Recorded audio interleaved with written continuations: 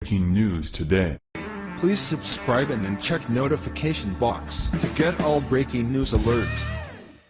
Geraldo Rivera's life of living on the edge of trash, questionable behavior, and his overall pointless existence might come to a screeching halt if this old-school female celebrity starts haggling him and the mainstream media about what he did to her years ago.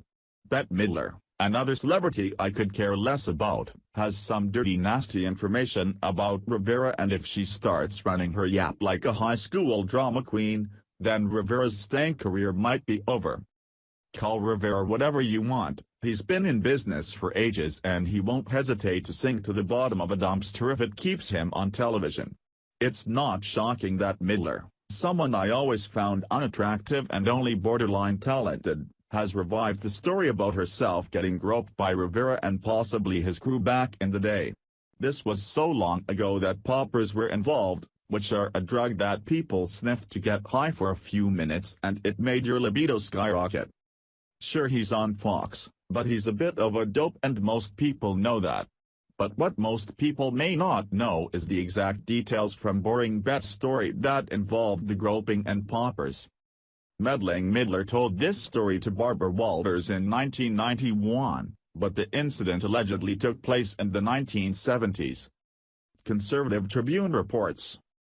During a 1991 interview with Barbara Walters, the singer described a harrowing experience back during the 1970s when Rivera and his crew came to interview her. During the Walters interview, Midler initially demurred when asked to describe the incident, saying she would get in trouble.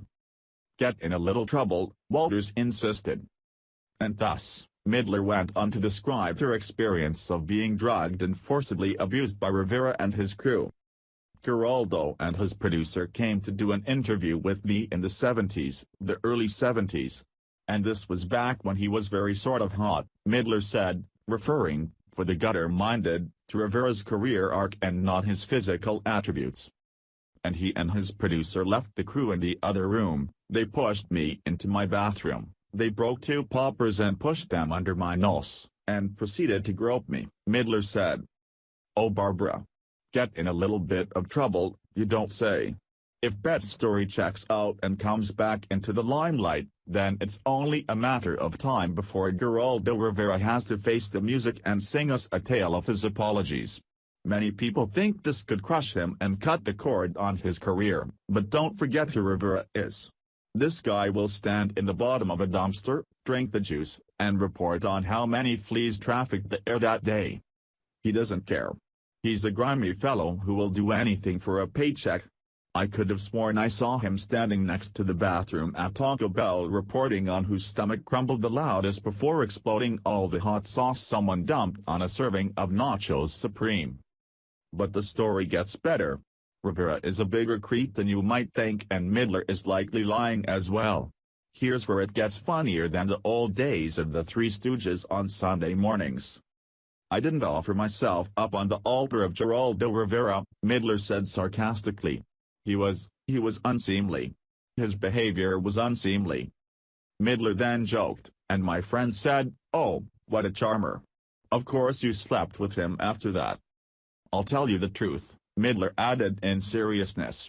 If I had known that, 20 years later he was going to wind up as a slimy talk show host, I never would have even let him in the room. What? Bette Midler didn't throw herself on Geraldo Rivera? I don't know about that. She claimed he was the hot item back in the 70s, so maybe she wanted a little test of that success. Now the part about Midler's friends saying that Midler slept with Rivera afterward. Is that true? Then if it is, then there's no sexual harassment. You can't hook up with a guy and then say he harassed you. It's one or the other. If she did not sleep with Rivera, then that's sad. That means Rivera, the big star at the time, had a girl cornered, gave her poppers, and still couldn't seal the deal? But I thought Rivera was a stud back in the 70s. Was it his looks that still prevented women from going all the way? How can Midler be on poppers and still say no? That's hilarious. Let's hope this turns into a battle of 2 old celebrities. Maybe Lifetime Movie Network can make a movie about it and we can sit back laughing. If Rivera's career is over, then who cares? He and Midler can bicker over it while the rest of us worry about things that matter, like how much white privilege I have or if I can say Merry Christmas in a movie theater without getting accosted by liberals. Don't forget to write #me either if you're sick of hearing about geriatric people bringing up their flirtatious moments from the 70s,